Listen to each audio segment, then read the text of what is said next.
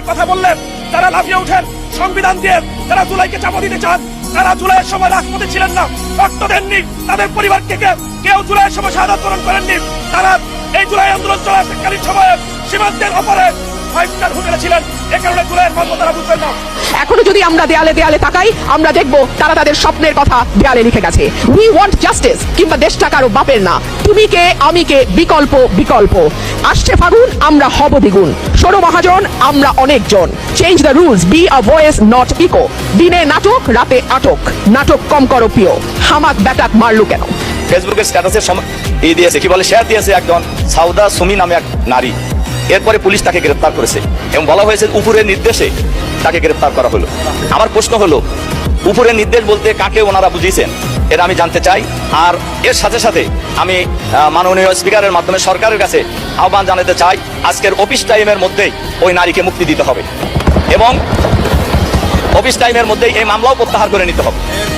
বিএনপির প্রতিমন্ত্রী একজন বলেছেন যে মাননীয় স্পিকার, যে আমরা নাকি অমুক্তিযোদ্ধা, আমরা নাকি জুলাই বিপ্লবের সঙ্গে একমত ছিলাম না, আমরা নাকি যে জান্নাতের টিকিট বিক্রি করেছি ইত্যাদি ইত্যাদি। মাননীয় স্পিকার, কষ্ট লাগে, দুঃখ লাগে। আমরা যখন বিগত 1991 সাল থেকে একসাথে ছিলাম, ভাই ভাই ছিলাম, আমরা তাদের সাথে ছিলাম, তখন আমরা ছিলাম বন্ধু।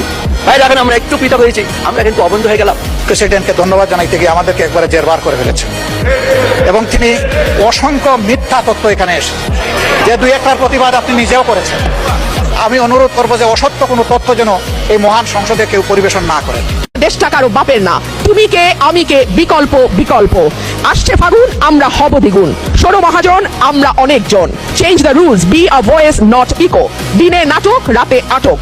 নাটক কম করো প্রিয়, হামাক ব্যাটাক মারলু কেন? ফেসবুকের স্ট্যাটাসের দিয়েছে, কি বলে, শেয়ার দিয়েছে একজন সাউদা সুমি নামে এক নারী। এরপরে পুলিশ তাকে গ্রেফতার করেছে এবং বলা হয়েছে উপরের নির্দেশে তাকে গ্রেফতার করা হলো। আমার প্রশ্ন হলো, উপরের নির্দেশ বলতে কাকে ওনারা বুঝিয়েছেন এটা আমি জানতে চাই। আর এর সাথে সাথে আমি মাননীয় স্পিকারের মাধ্যমে সরকারের কাছে আহ্বান জানাতে চাই, আজকের অফিস টাইমের মধ্যেই ওই নারীকে মুক্তি দিতে হবে এবং অফিস টাইমের মধ্যেই এই মামলাও প্রত্যাহার করে নিতে হবে। বিএনপির প্রতিমন্ত্রী একজন বলেছেন যে মাননীয় স্পিকার, যে আমরা নাকি অমুক্তিযোদ্ধা, আমরা নাকি জুলাই বিপ্লবের সঙ্গে একমত ছিলাম না, আমরা নাকি যে জান্নাতের টিকিট বিক্রি করেছি ইত্যাদি ইত্যাদি। মাননীয় স্পিকার, কষ্ট লাগে, দুঃখ লাগে। আমরা যখন বিগত 1991 সাল থেকে একসাথে ছিলাম, ভাই ভাই ছিলাম, আমরা তাদের সাথে ছিলাম, তখন আমরা ছিলাম বন্ধু। ভাই এখন আমরা একটু পৃথক হয়েছি, আমরা কিন্তু অবন্ধু হয়ে গেলাম। প্রেসিডেন্টকে ধন্যবাদ জানাইতে গিয়ে আমাদেরকে একবারে জেরবার করে ফেলেছে এবং তিনি অসংখ্য মিথ্যা তথ্য এখানে এসে, যে 2-1টার প্রতিবাদ আপনি নিজেও করেছেন। আমি অনুরোধ করবো যে অসত্য কোনো তথ্য যেন এই মহান সংসদে কেউ পরিবেশন না করেন।